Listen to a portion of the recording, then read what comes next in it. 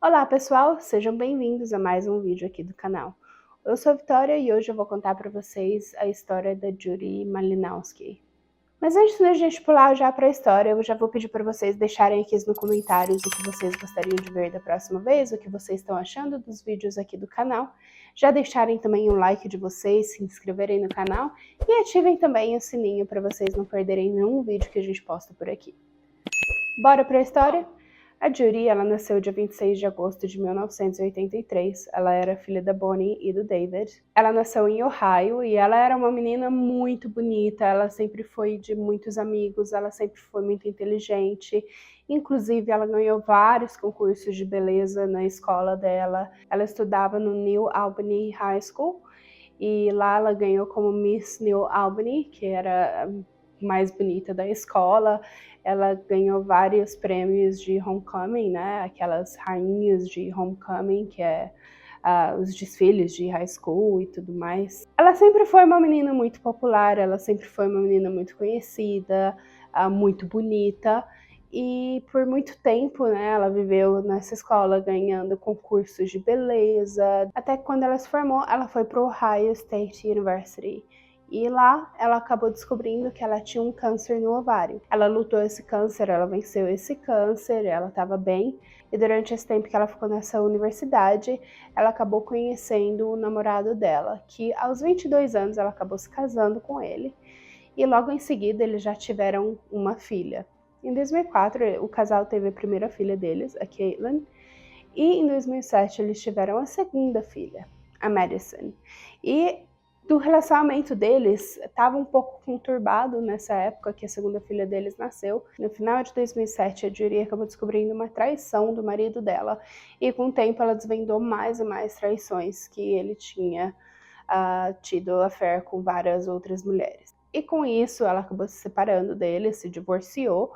Então ela ficou uma mãe solteira e logo em seguida também a tragédia aconteceu de novo, que ela descobriu um outro câncer que tinha retornado para o útero dela. E com isso ela acabou tendo que tirar tanto os ovários quanto o útero. O tratamento dela foi bem intensivo, assim, câncer, ela teve que fazer quimioterapia, várias outras coisas, e nisso ela estava sentindo muita dor. E na época dos anos de 2000, os médicos estavam muito em alta em dar opioides para as pessoas que estavam sofrendo com dores intensas, né? Tanto cirurgia quanto acidentes, enfim, dores absurdas que era necessário uma pílula mais forte. Na época, dizem não saber, mas a gente nunca sabe, né? O sistema farmacêutico, de que esses medicamentos não causavam vício algum. Porém, foi o que aconteceu com várias pessoas nessa época que realmente causou vício. E a Judy foi uma das vítimas desse medicamento. Ela ficou altamente dependente nesse medicamento, né, nesse opioide para dor, para controle das dores que ela sentia como resultado do câncer dela, né, da retirada dos órgãos dela. E ela acabou ficando viciada nesses medicamentos. Ela ficou altamente dependente. E quando ela não conseguiu renovar as prescrições médicas para esse medicamento, ela acabou recorrendo para as drogas que ela encontrava na rua. A família dela notou a alteração absurda, né, no comportamento dela, as filhas também notaram muito. E quando a Judy notou que isso estava afetando tanto o relacionamento dela com a família dela e também com as filhas, ela não estava conseguindo ser a mãe que ela queria ser, ela decidiu pedir ajuda. Então as filhas dela, uma ficou com a irmã e outra ficou com a mãe, e ela foi para um centro de reabilitação. Quando ela voltou desse centro de reabilitação, ela já foi logo em seguida atrás de um trabalho. Ela também conseguiu a própria casa, ela conseguiu um apartamento para ficar. E nisso ela foi se provando para a família que ela estava pronta para ter as filhas dela de volta. E foi isso que ela fez. Ela trabalhou duro para conseguir as filhas de volta para a família, voltar a confiar nela. A família dela também mencionou que eles viram que a velha Judy estava voltando. Ela estava com a personalidade dela voltando aos poucos. Ela estava trabalhando duro para conseguir a guarda das filhas de novo. E ela conseguiu depois de um tempo. E com o passar do tempo, uma pessoa entrou em contato com ela no Facebook. Era um amigo antigo do ex-marido dela, que acabou falando para ela que ele era extremamente apaixonado por ela, na época que ela estava casada, só que ele não podia fazer nada sobre isso, porque ela ainda estava casada e o marido dela era amigo dele. Então, ele não poderia fazer nada, mas que ele gostaria de entrar em contato com ela, voltar a conversar com ela, e eles ficaram nesse vai e vem, né, nessa conversa por muito tempo, né, pelo Facebook. Ele foi falando tudo que ela precisava ouvir, porque afinal de contas ela tinha se divorciado, tinha entrado no mundo das drogas, ela tinha tido câncer, ela não poderia mais ter filhos, então emocionalmente ela estava muito abalada. Então ela precisava de algum suporte ali, alguma pessoa ao lado dela, algum parceiro romântico ao lado dela que, enfim, amasse ela independentemente dela ter perdido o útero ou não. E esse homem parecia amar ela independente de todas as coisas que ela já tinha passado ali pelos últimos anos. O nome desse homem era Michael Slager, também conhecido como Mike. A mãe da Judy, ela não estava muito feliz com esse relacionamento. Ela olhou para esse homem e falou: não é o homem certo para você. Ela tentou evitar ao máximo de que as netas conhecessem esse homem. Ela tentou interferir no relacionamento da filha com esse homem porque ela tinha alguma sensação de alguma coisa ruim.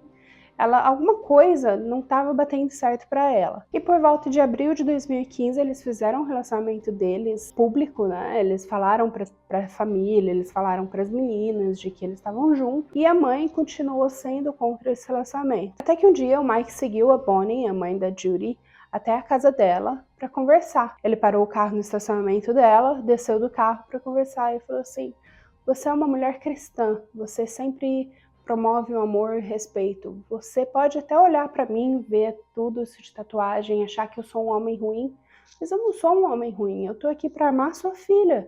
E você, como cristã, você tem que me aceitar. E ele acabou usando a religião dela, né, contra ela, porque ela sempre foi uma pessoa muito crente a Deus, sempre de aceitar o próximo. E ela acabou achando que tinha alguma coisa errada com ela. E ela lembra de sentir como se ela tivesse errada, de se sentir daquela forma, que ela teria que aceitar ele, porque ela é uma mulher cristã. E ele estava certo, não é só porque ele é coberto de tatuagem que ele é uma pessoa ruim. Passado alguns meses, ele começou de fato a ficar abusivo com a Judy. E uma coisa que ninguém sabia é que ele já tinha várias passagens na polícia por abuso, roubo, enfim, possessão de pessoas. Ele não permitia as moradas dele saírem de perto.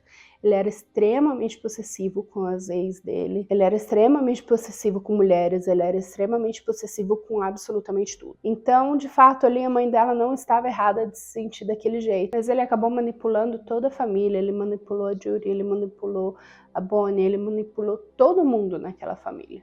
E com o passar do tempo, a Judy, ela notou toda essa possessão, ela tentou deixar esse relacionamento várias vezes, só que ele estrangulava ela.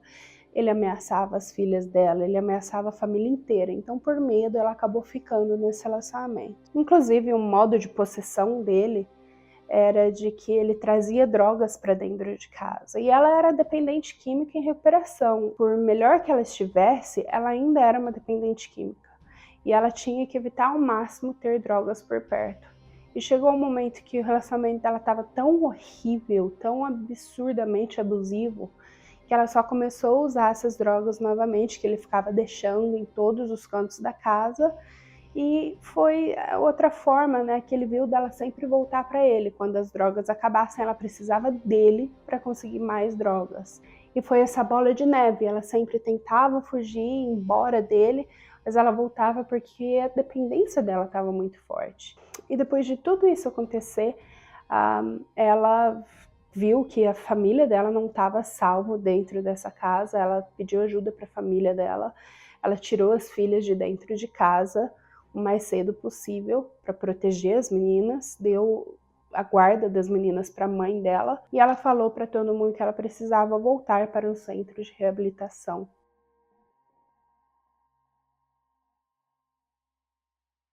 Até que dia 2 de agosto de 2015 ela decidiu voltar para o centro de reabilitação que ela tinha ido anteriormente. E o Mike tinha oferecido para levá-la para esse centro de reabilitação, só que antes ela queria fazer 2 paradas. Ela queria passar na casa da mãe dela para falar tchau para a família e para as filhas, né, um até logo, e ela também queria parar num posto de gasolina para comprar um cigarro, porque esse centro de reabilitação, eles aceitavam fumante. Então eles pararam num posto de gasolina, onde tem vídeo de segurança, né, deles entrando com o carro, estacionando o carro, e ela sai do carro, dá para ver que eles estão num atrito muito grande, numa briga muito grande, ela até joga uma latinha longe, não acerta ele, mas ela joga algo longe, que ele diz que ela estava atacando ele, né? Ele falou para a polícia que aquilo foi um ataque dela contra ele, que ela estava cuspindo nele, que ela estava jogando coisa nele. E dá para ver que ela tá andando, né, meio que de costas, eles ainda estão brigando, até quando ele sai do carro com um galão, que a gente não sabe ao certo ainda o que é, e ele começa a jogar em cima dela.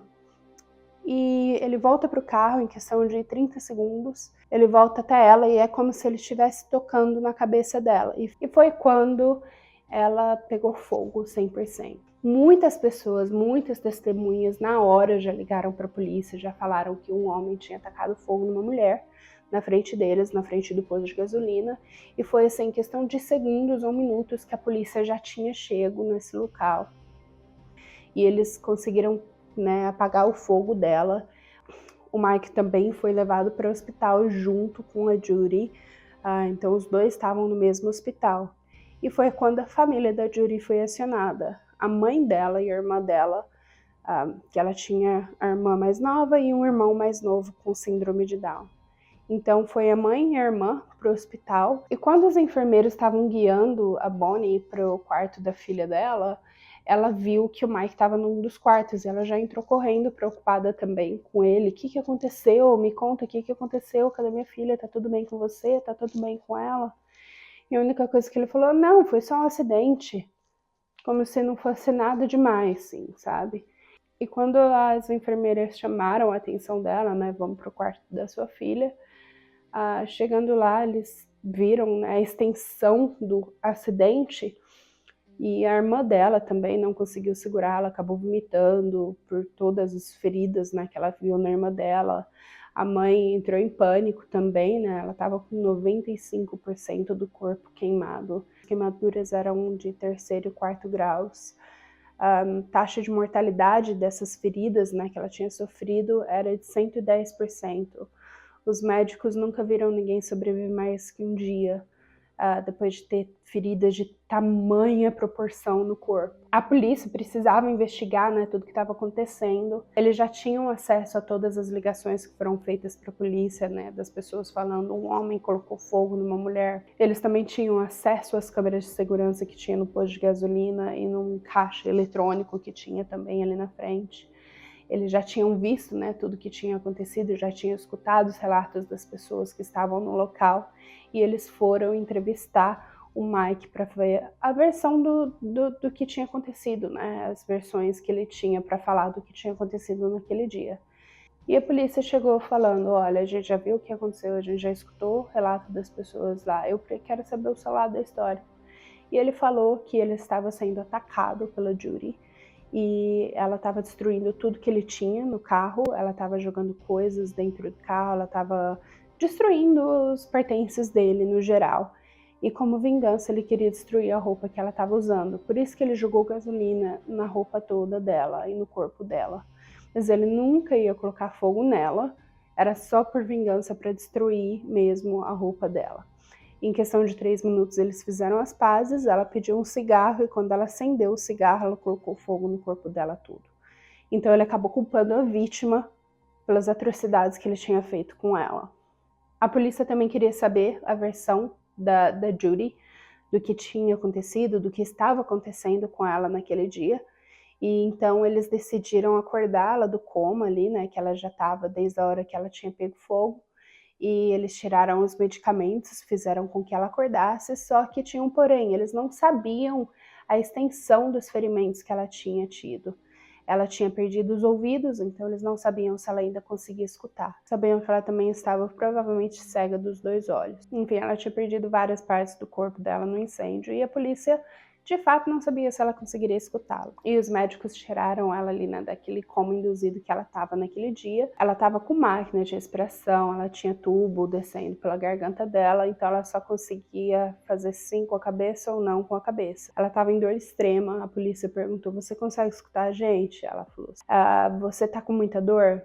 Ela assinou que sim. Você que pediu para acender um cigarro? Ela falou que não. Foi ele que te atacou? Sim. Enfim, ela depois ali, né, colocou a versão da história dela, o máximo que ela podia ali por alguns minutos. E aí ela voltou de novo pro coma, onde ela ficou por quase 8 meses. E durante esses 8 meses, né, que ela tinha estado no coma, ela teve mais de 50 cirurgias, ela teve um total de mais ou menos 59 cirurgias enquanto ela ainda estava no coma. Ela teve centenas de enxertos de pele, ela ainda tinha feridas grandes abertas nas costas, né, porque eles não conseguiam mexer ela, então as feridas das costas ainda não haviam cicatrizado. E foi quando todos receberam uma notícia que ninguém esperava, que ela tinha finalmente acordado. E aí foi uma luta, né, para a vida dela. Ela sempre lutou muito, muita resiliência, e ela continuou lutando o máximo que ela pôde. E durante esse tempo todo, o Mike ele tinha sido sentenciado a 11 anos de prisão. E ele foi condenado por incêndio criminoso agravado e também por agressão criminosa, que foi o total de 11 anos. E durante esse tempo, a filha mais velha da Judy, ela foi depor contra o Mike, e naquele dia ela falou para a corte, quando ela estava depondo, de que ela, a mãe dela e a família dela inteira tinham sido sentenciadas a uma vida perpétua de sofrimento, enquanto o Mike tinha sido sentenciado a apenas 11 anos, e que isso não era justo a ninguém, tanto a família inteira quanto a própria vítima, a Judy. Lembrando, ela tinha apenas 12 anos de idade, depondo contra o assassino da própria mãe. A família acabou apelando, né, contra essa decisão de 11 anos de prisão apenas, e ele não contestou essa apelação. Então ele não tinha nada para falar para ser contra a apelação que a família tinha feito. E depois de 2 anos dessa brutalidade ter acontecido com a Judy, ela começou a ver que a saúde dela não estava melhorando. Chegou a um ponto onde ela só estava piorando. Então foi quando ela decidiu que ela queria depor contra a pessoa que tinha feito aquilo com ela. Isso é uma coisa que nunca foi feita antes na história, uma vítima depor contra seu próprio assassino, porque ela sabia que ela não ia sobreviver.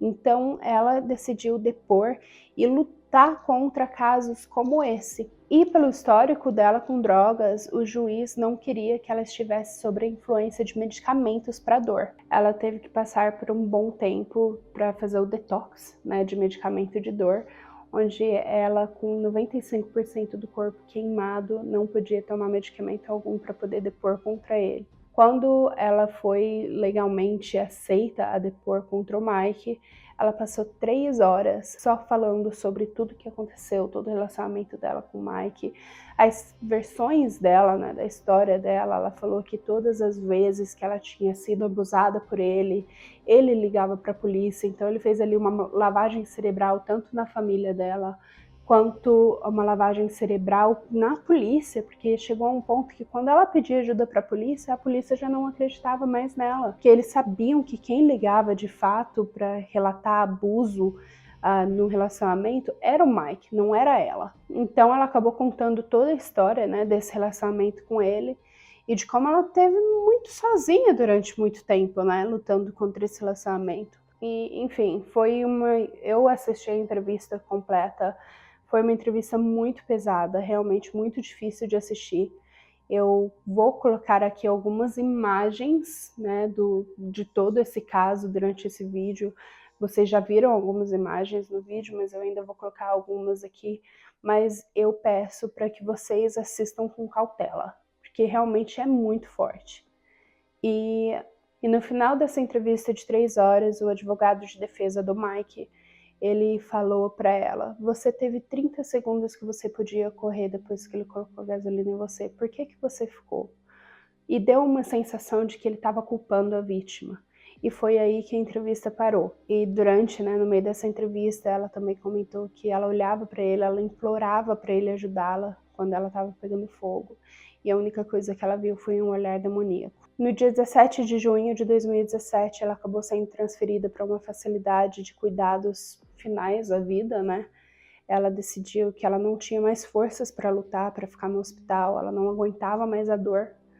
E ela foi para essa facilidade onde ela tinha cuidados de médicos, né? Mas era só para manter uma qualidade de vida até que o fim chegasse. 10 dias depois dela ter chegado nessa facilidade, ela estava segurando a mão da mãe dela quando ela partiu. E após a sua morte, o seu testemunho conseguiu com que o Mike fosse preso e sentenciado a uma prisão perpétua. E esse foi o primeiro caso na história de que uma pessoa depois contra o seu próprio assassino. E com tudo isso que aconteceu, a família da Judy e a Judy, elas conseguiram criar a Judy Law, onde qualquer caso criminoso intencional que desfigure uma pessoa permanentemente, o criminoso seria sentenciado a mais de 20 anos de prisão. E não seria que nem o caso da Judy, onde ele foi sentenciado a apenas 11. Enfim, a família dela acabou criando várias ações, várias organizações onde ajudassem mulheres também, né, na mesma situação que a Judy. E dentro do website dessa organização deles, eles disseram: a Judy perdeu os olhos, os dedos, a maior parte da visão. Ela perdeu os cabelos, os cílios e as sobrancelhas. Mas a Judy nunca perdeu o seu espírito, a sua fé e nem a sua coragem. Depois de 700 dias de sofrimento, a Judy descansou. Depois de 700 dias do ataque, a Judy morreu. Eu sei que esse é um caso muito pesado, mas infelizmente abuso acontece. E a gente tem que trazer à tona esses casos para que pessoas que estejam na mesma posição que elas tenham o poder de pedir ajuda. E se você conhece alguém que esteja num relacionamento assim, ajude o próximo. A gente nunca sabe o que vai acontecer amanhã. Bom, se vocês gostaram desse caso, por favor, já deixem aqui o like de vocês, um comentário. Já ativem o sininho também para vocês receberem qualquer história que a gente poste por aqui. E eu vejo vocês no próximo. Muito obrigada e até mais. Tchau, tchau.